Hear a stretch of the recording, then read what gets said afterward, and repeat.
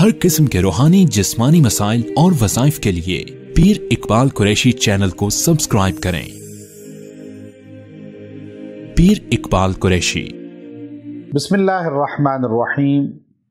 بدھ کا دن جو ہے یہ بھی اللہ رب العزت کی قدرت کا ایک شاہکار دن ہے۔ آج اس کا خاص وظیفہ آپ کو دوں گا جس کا فیض بہت ہی انسان کے لیے فائدہ مند ہے۔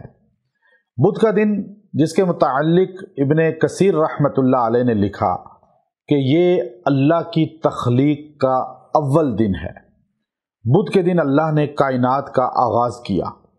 اللہ نے زمین و آسمان کو 6 دن میں بنایا، لیکن بدھ کے دن سے زمین کی تخلیق کا آغاز کیا۔ آدم علیہ السلام کی تخلیق کا آغاز جو ہوا وہ بھی بدھ کے دن ہوا، اور یہ جتنے پہاڑ، سمندر، کہکشائیں، سورج، چاند، تارے آپ کو نظر آ رہے ہیں، یہ سب کی تخلیق اللہ نے بدھ کے دن کی۔ اللہ نے علم کا جو آغاز کیا ہے، علم، اللہ نے لوح قلم کرسی، لوح اور قلم کو کہا لکھ، وہ جو لکھنے کا آرڈر ہوا اللہ کی طرف سے وہ یوم بدھ تھا۔ بدھ کے دن یہ ہوا، اور اللہ نے بدھ کے دن علم کا آغاز کیا۔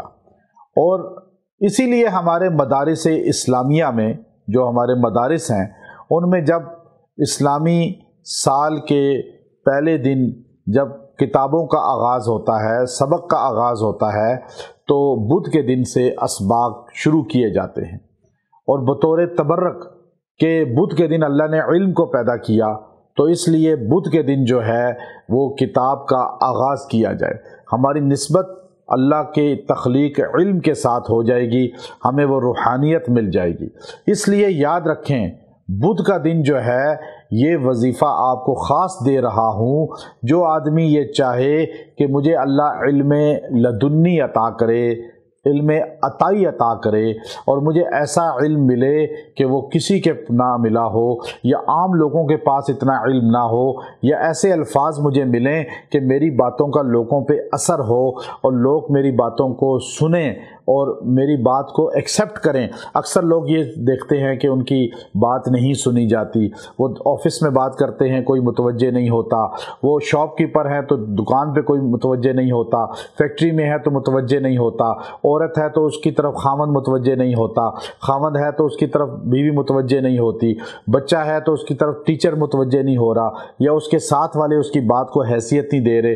اگر کوئی آدمی یہ چاہے کہ مجھے علم بھی اللہ عطا فرمائے اور عطائی، اور میرے دل میں علم کا نور آ جائے، مجھے چیزیں بھولے نہ، چیزیں یاد رہیں، اور لوگ میری طرف متوجہ ہوں، میری بات کو سنیں، میری بات کو قبول کریں، تو وہ یہ وظیفہ بدھ کے دن ظہر کی نماز کے بعد پڑھے اور دعا کرے۔